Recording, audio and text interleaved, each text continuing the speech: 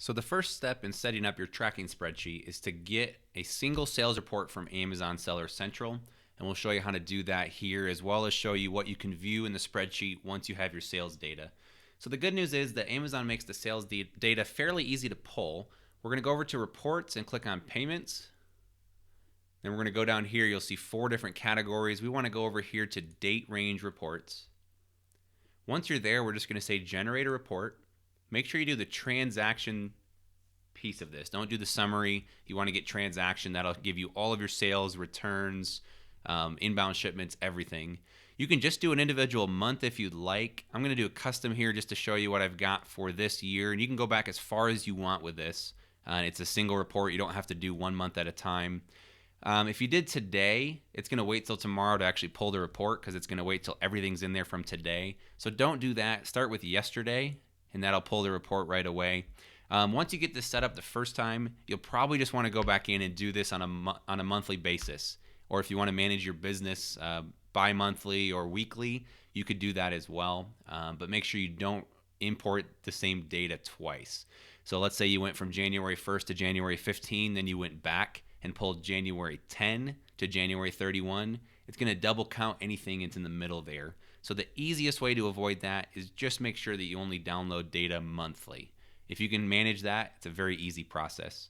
Just click generate and then say okay, and this report usually gets pulled relatively quickly. Even if you go back several months or have thousands of data points, it's pretty easy to set up. You can hit refresh here when it's ready to go and then just download that report. And you can see here on the bottom of my screen, I'm using Chrome, so it's just there and ready to go. So we'll go ahead and pull that report up here and take a look at it. And it's just a simple text file. This isn't my data. This is actually someone else's, just to kind of give you a feel of how this works.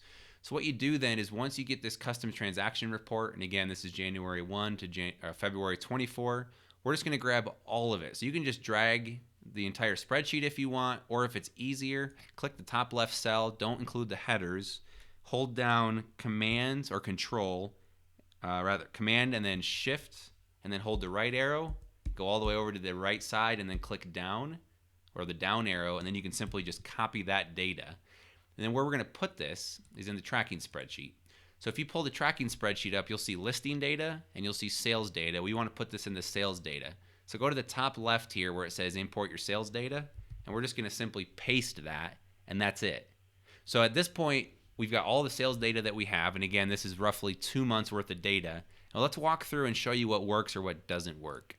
So from a source metrics, we don't know what source it came from because we don't have any listing data. So source metrics won't work until you pull in some listing data.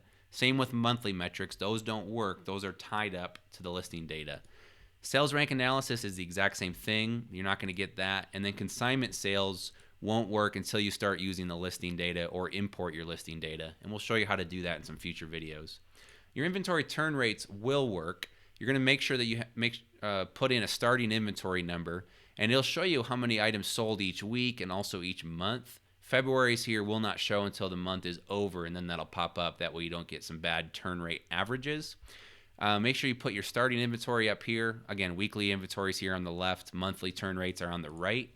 And you can go ahead and put the first date for which you're pulling sales and let it run. Again, it won't pull the new inventory in, so you're not going to get quite accurate numbers until you start using the listing data. So if there's no way to get listing data, that's okay. A lot of these things will still work, and let's keep showing you what does and what doesn't work. Supplies, you can put those in as you buy things.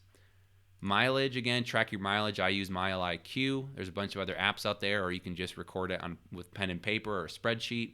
Disposals and returns, you can still enter these as you dispose of some of your inventory. And then what will work is the income statement. So we can pull up reports here, and right now it's set up for January 1, 16. And let's just go to January 31, 16, and we can see what this, it'd help if I wrote 31. There we go. So we can see what this individual sold for the month of January. You can see $2,700. It's 100% FBA. The average sale price was right around $17 and a total of 157 units. We can see that Amazon is taking roughly 59% of the fees. And again, this will not have any inbound shipping fees, so the Amazon's fees will be a little bit higher.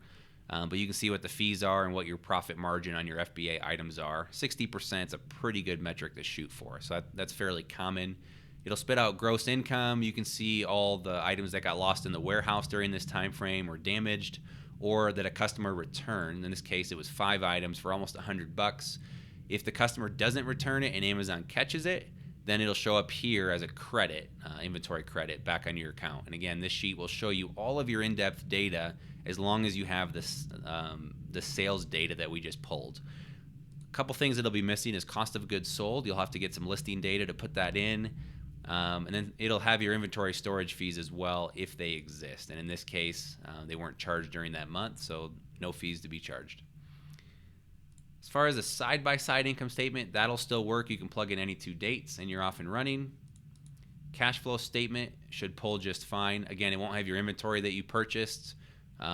Supplies will feed into this if you have them. And then your inventory valuation, because we don't have the listing data, it doesn't know what your cost of goods sold or what your value of inventory is. So again, you can still run most of your accounting statements, no problem. And then if you want to start moving forward with the listing spreadsheet, you'll get much better data as you go forward.